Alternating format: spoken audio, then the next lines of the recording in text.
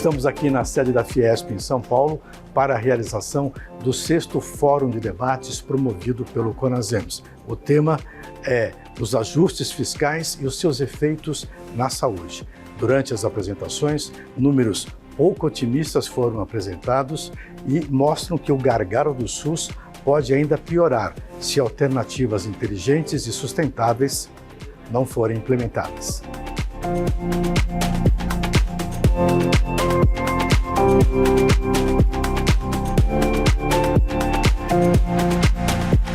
Logo na abertura do evento, o diretor do Comitê do Complexo Produtivo e Econômico da Saúde e Biotecnologia, o ConSaúde, falou sobre os problemas que afetam a economia brasileira, em especial o segmento que representa.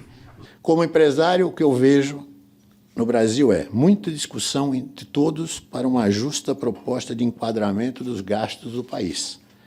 E aprovadas as regras, no dia seguinte começam a ser sabotadas.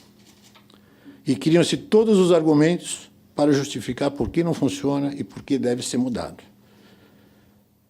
Nesse processo, o novo arcabouço fiscal também já está sendo aprovado e também já está sendo sabotado e mudado. A única certeza que nós temos é que a nossa carga tributária aumenta.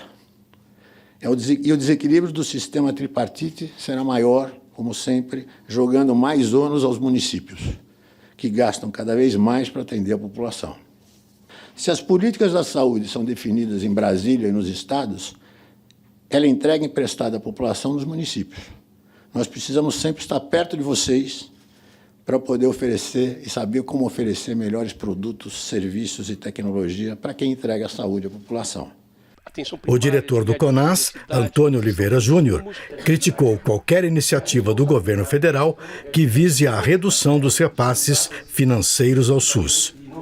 E o presidente do CONASEMS reforçou a necessidade de investimentos na saúde pública.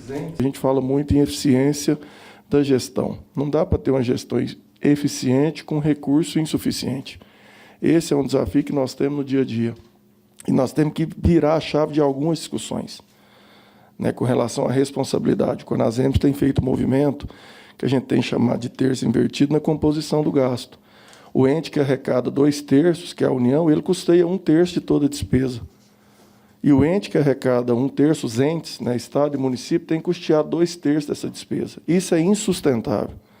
Quando a gente vem para uma atenção básica, que é o único nível de atenção que está nos 5.570 municípios, a responsabilidade municipal é de 70% no seu custeio, em média.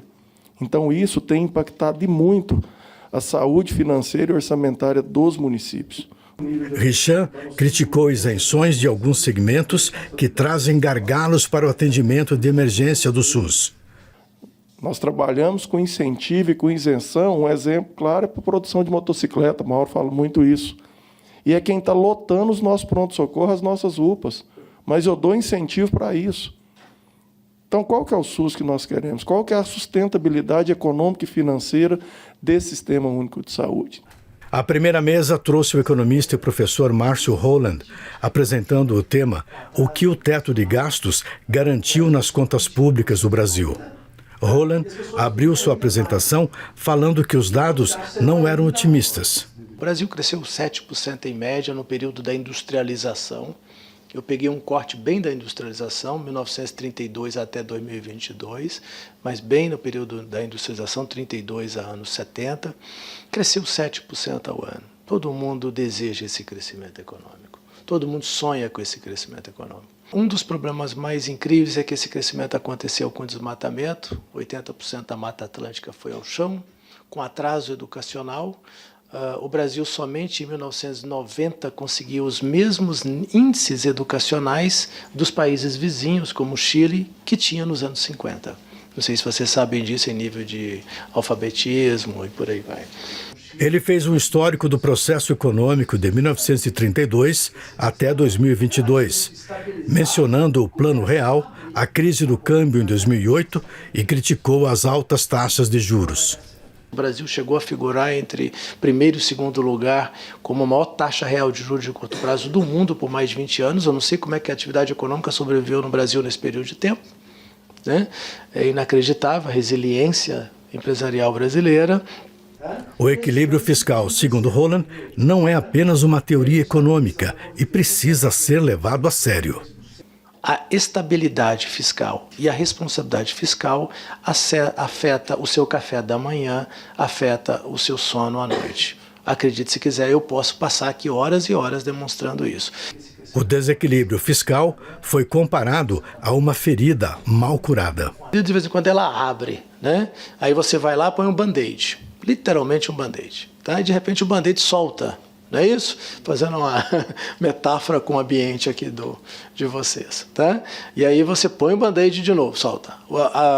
As concertações fiscais brasileiras têm sido band-aid. Mesmo quando o Brasil gerou mega superávites primários, aquilo era band-aid. Por quê? Foram obtidos às custas do superciclo de commodities, posso elaborar sobre isso, tá? E depois foram obtidos com muitas receitas extraordinárias não recorrentes. Não foram esforços do Estado brasileiro e da sociedade brasileira. Acredite se quiser, não foram.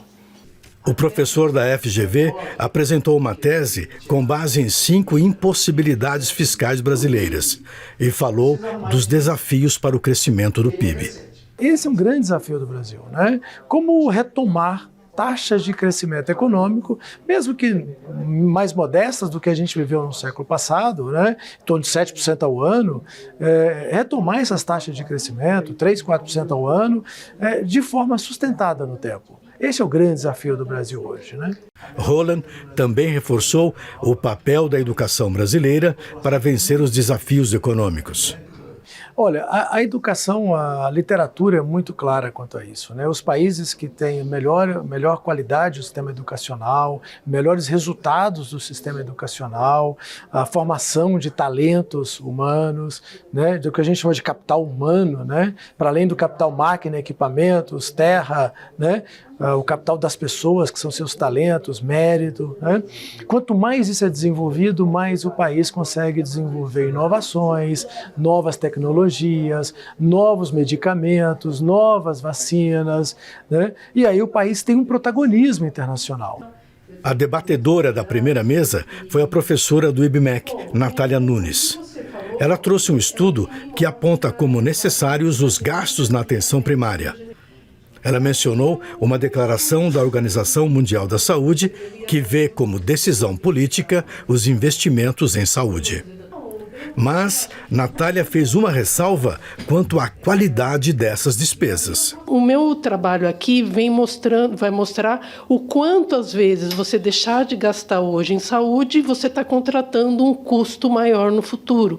E talvez, porque isso provavelmente não ocorre só na área da saúde, isso talvez explique a nossa necessidade de ficar aumentando carga tributária, porque o custo vai aumentando. Se a gente não trata do problema no curto prazo, não no curto prazo, mas de maneira constante, resiliente, a gente só está aumentando o custo futuro.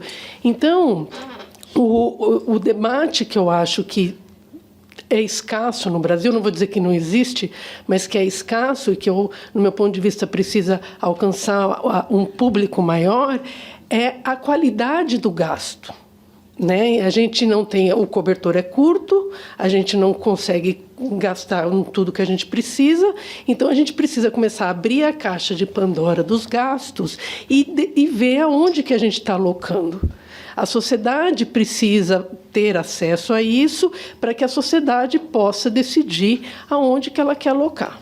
A professora do IBMEC e pesquisadora da FIP mostrou que a previsão de gastos com atenção primária em 2024 é menor que o registrado em 2019, antes da pandemia.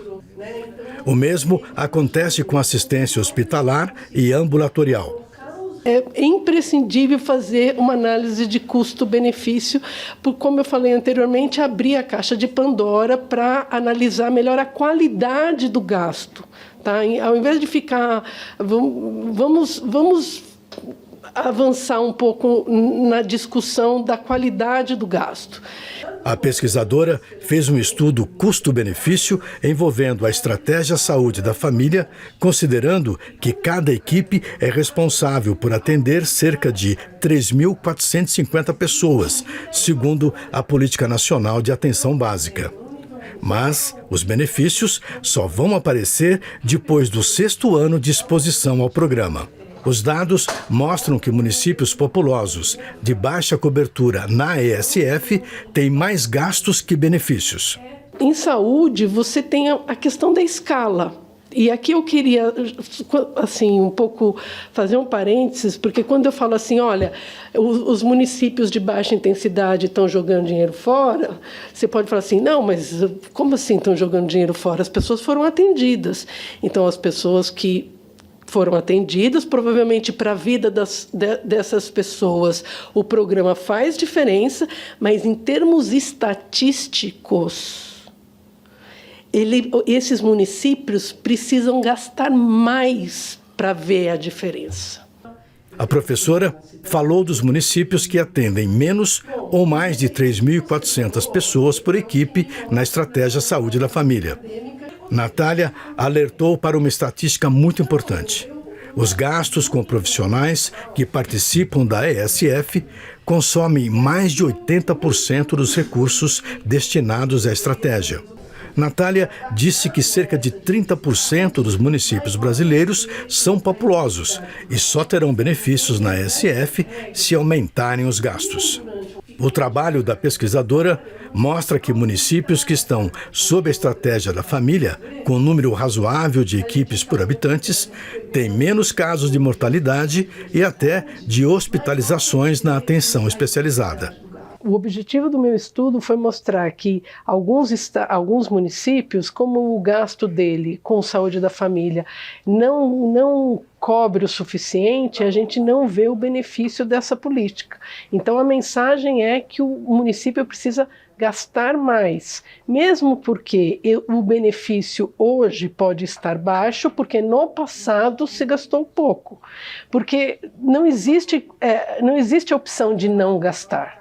Porque a opção de não gastar seria a opção de gastar ainda mais no futuro. Se eu não faço prevenção hoje, mas no futuro eu vou ter um gasto, inclusive, mais caro. O diretor adjunto do ComSaúde da Fiesp gostou das apresentações e falou dos gastos públicos. Para analisar tudo o que nós vimos aqui, a realidade é muito cruel. Enquanto uma parte da nossa palestra fala de como organizar os gastos, conter os excessos para que a conta financeira do Brasil feche, por outro lado, você tem uma demanda cada vez maior no atendimento da saúde. E o pior ainda, como levar uma saúde igual para todos? Hoje, quando você analisa a saúde suplementar, nós temos uma conta ingrata. O que se gasta para atender 50 milhões de pessoas na saúde suplementar é quase o que o governo gasta para atender 150 milhões dentro do SUS. O que está errado? Gasta-se pouco no SUS ou gasta-se muito na saúde suplementar? É lógico que nós temos os dois pontos para serem analisados, né? Mas precisaríamos gastar ainda muito mais no Sistema Único de Saúde. E, ao mesmo tempo, briga-se para conter os gastos, né? Mas fica claro que também que nós temos gastos desnecessários que poderiam contribuir muito, não só para a saúde, mas também para a educação. Então eu vejo que esta equação faz com que a gente sempre pense que eu tenho que fazer muito numa segunda-feira. O jurista Fernando Cury foi o palestrante da segunda mesa, mediada pelo presidente do COSEMS de São Paulo, Geraldo Hepler.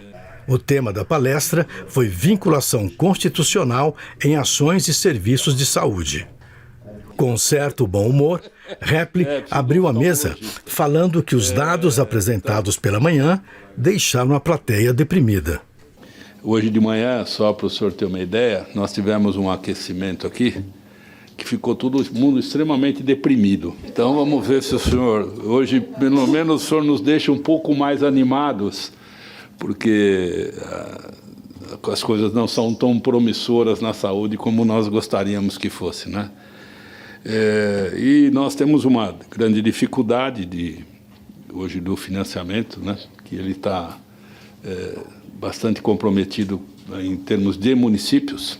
Então, nós gostaríamos de ouvi-lo. Acho que está todo mundo bastante... temos gestores aqui praticamente do Brasil inteiro. O jurista fez um histórico das contribuições e impostos criados para levar dinheiro à saúde. Ao final de 2022, caiu o teto de gastos e voltou a vinculação dos investimentos para o SUS. Nós vamos ver que existem inúmeras tentativas de criar contribuições a favor da saúde. Isto funciona, teoricamente, sim. Em concreto, a experiência não é das melhores. Ou seja, a lógica do vínculo, de um liame jurídico, financeiro, tributário, é muito melhor. Todavia, isso tem que ser olhado de acordo com a Constituição e nas possibilidades da Constituição, e para a saúde já existe este montante. Facuri criticou a reforma tributária, alegando que faltam relatórios de impacto financeiro sobre vários segmentos sociais, principalmente municípios e estados. Não tenham dúvida que essa reforma é muito ruim, piorará o que nós temos e trará uma confusão que, durante vários anos, que não tem tamanho.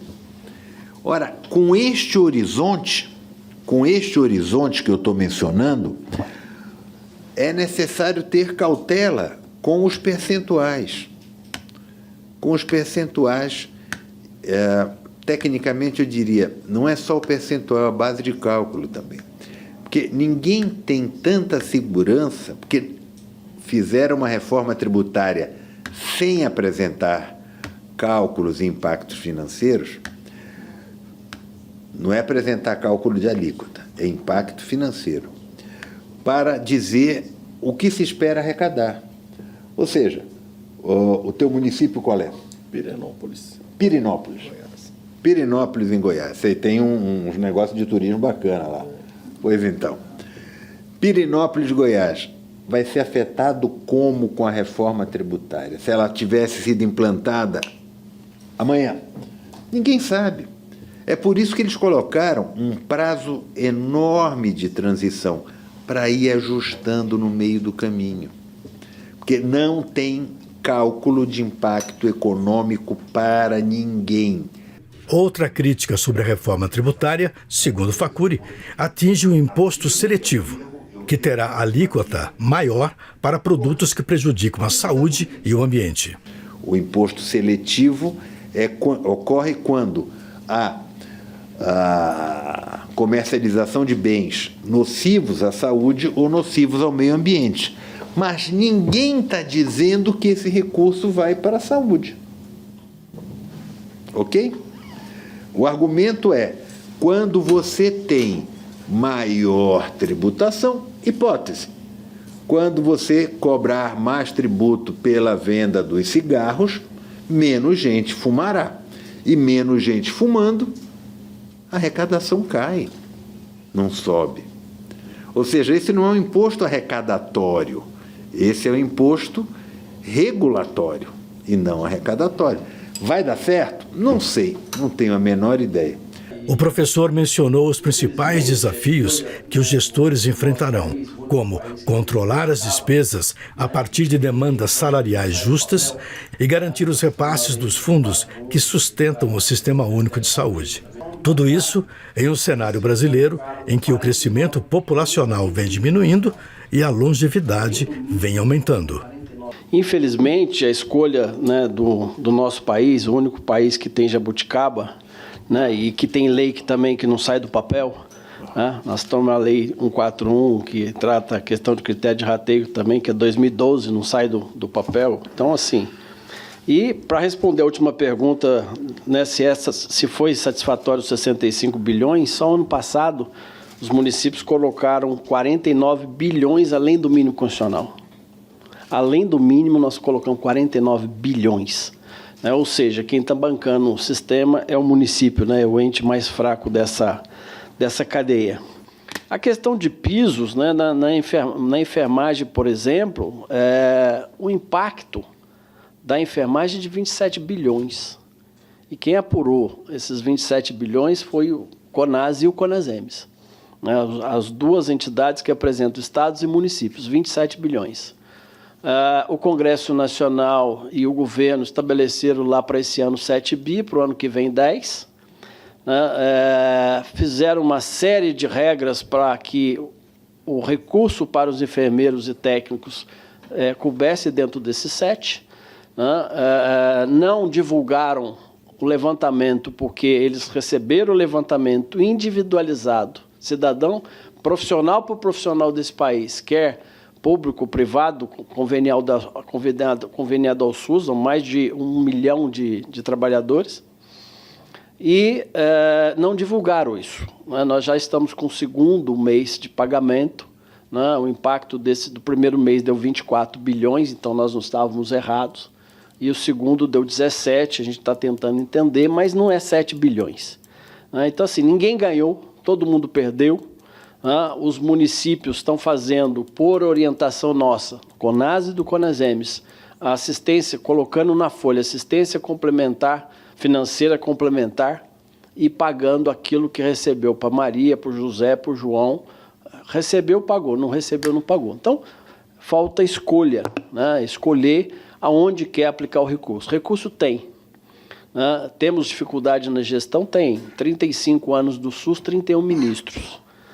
E mensalmente nós temos 300 novos secretários municipais de saúde. Então, o secretário municipal de saúde é igual técnico de time de futebol. Jogou mal, troca o secretário. Então, assim, obviamente que com isso tem problemas de gestão, com essa rotatividade toda. E temos um problema gravíssimo no país, que é a formação. A formação em saúde geral no nosso país deixa muito a desejar, em alguns casos é de má qualidade. Sobre os impostos e contribuições que garantiriam dinheiro à saúde, Facuri disse que as regras não foram respeitadas. A coisa vai piorar com a reforma tributária, porque estão criando uma CBS, ou seja, uma contribuição sobre bens e serviços que não está vinculada a coisa nenhuma.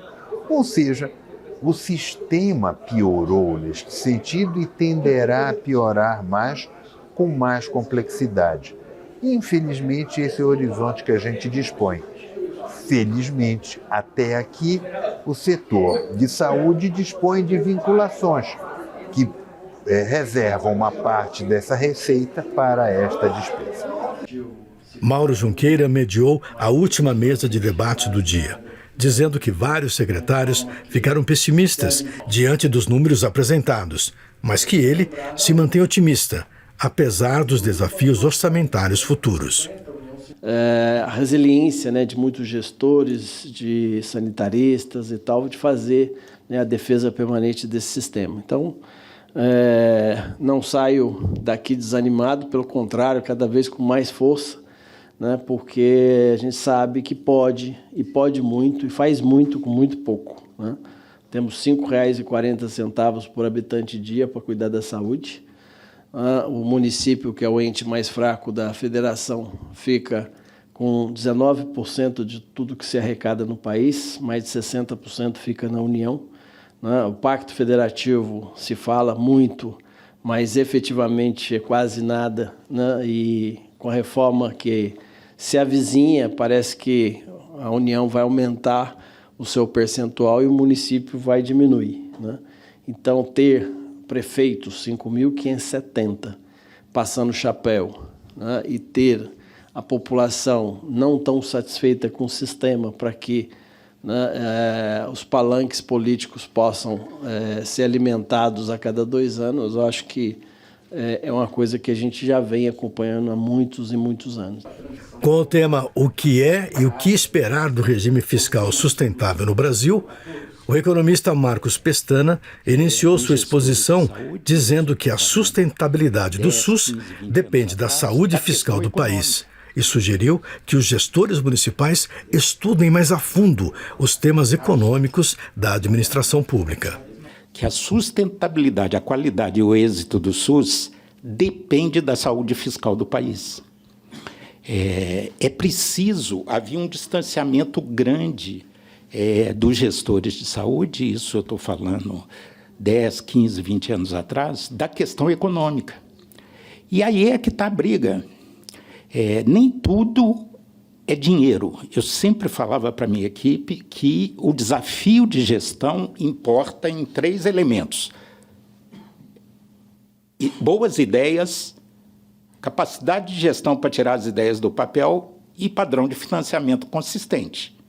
Pestana afirma que existe uma equação quase insolúvel quando pensamos no SUS. Afinal de contas, a última série com dólar de paridade de compra da OCDE, nós temos um gasto público em torno de 608 dólares.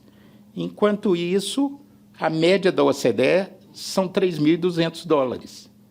Então, quer dizer, para a gente ter... É claro que há uma diferenciação de custos. Mas vamos pegar Portugal, 2.000 dólares. Quer dizer, nós teríamos que triplicar o orçamento do SUS para atingir o patamar do sistema português, que era um bom sistema e que está em crise. O economista trouxe também uma informação importante para comparar orçamentos do sistema de saúde privado e o SUS. O faturamento dos planos de saúde, eu fui consultor da Associação Brasileira de Planos de Saúde, fatura 220 bilhões para 50 milhões de usuários, de vidas cobertas. Ainda bem, porque alivia um pouco o SUS. Mas nós temos cerca aí de R$ 1.500 por habitante ano e para cobrir, quer dizer, 300 vai ter uma expansão ano que vem, nós vamos discutir isso aqui, 350 bilhões mais para os 203 milhões de brasileiros. Então, é desproporcional. E antes de se despedir, o economista elogiou o ensino à distância e se emocionou. O canal do Conasems redimiu, me lavou a alma, porque nós tivemos uma experiência exitosa, pioneira, lá em Minas, que era o canal Minas Saúde, e o Mais Conasems sanou uma frustração histórica, porque interromperam, descontinuaram. O canal Minas Saúde formou 250 mil profissionais, desde agente comunitário até pós-graduação para médico, e deu uma efetividade, era uma ferramenta fundamental de comunicação com o interior. Cada unidade de saúde, das 4.500 existentes em Minas, tinha uma antena do canal Minas Saúde. E agora o Mais Conasems resgata essa tradição, porque num país continental igual o Brasil, é ilusão achar que vai fazer qualificação presencial. É preciso usar as ferramentas virtuais de comunicação, usar isso para o ensino à distância, para o treinamento, para a qualificação de profissionais do SUS e para a comunicação entre os gestores. Então, o Conasems está de parabéns por essa iniciativa e eu particularmente, senti, quando eu tive a notícia da iniciativa, eu comemorei, porque eu fiquei muito triste quando interromperam o canal Minas Saúde.